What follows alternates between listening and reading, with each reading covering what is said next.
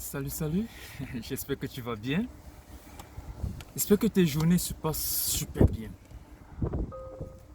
Aujourd'hui, je vais parler des relations personnelles.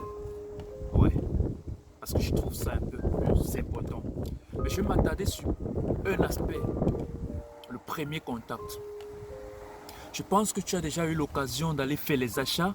Je pense que tu as déjà eu l'occasion d'aller dans une boutique ou au marché alors t'acheter des vêtements, des chaussures.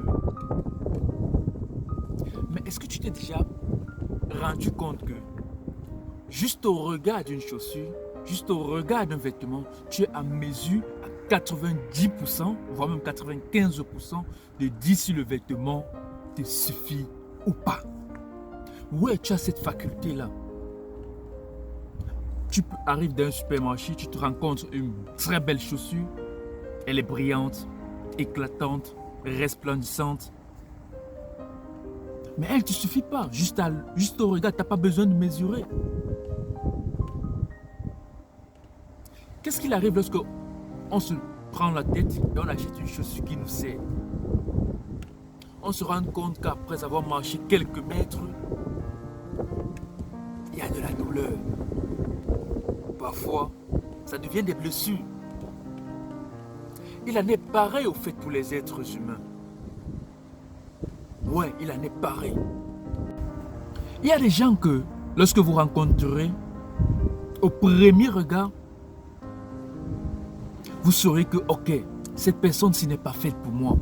Qu'il s'agit d'une relation amoureuse, qu'il s'agit d'une relation amicale, mais vous êtes à mesure de dire, cette personne n'ira pas avec moi. La même façon que vous avez eu la force, le courage de pouvoir dire, la faculté au fait de pouvoir dire, cette chaussure ne me suffira pas, ce vêtement n'ira pas avec moi. Vous pouvez aussi dire, cette personne-ci ne répond pas à mes attentes. Et vous vous rendrez compte qu'il y a des personnes que lorsque vous rencontrez, et que malgré le fait que vous constatez que cette personne ne passe pas avec vous, et que vous forciez à créer une relation avec cette personne-là, un contact avec cette personne-là, ce qui suit, ce n'est que de la déception. Ouais, la trahison, le mensonge, la jalousie. De la même façon que vous avez été à mesure de dire cette chaussure n'est pas faite pour moi, de cette même façon-là, vous pouvez être à mesure de déterminer qui est important pour vous. Il suffit juste que vous vous connaissiez. Il suffit que vous connaissiez votre pointu. Il suffit que vous connaissiez ce qui va avec vous. Si vous n'avez pas été conscient que vous chaussez une pointue, disons 38, 40, vous ne devrez pas être à mesure de connaître que quelle chaussure ne va pas avec moi. C'est très beau, n'est-ce pas? Lorsque vous entrez dans un magasin, vous voyez tant de chaussures, tant de vêtements, aussi éclatants. Waouh!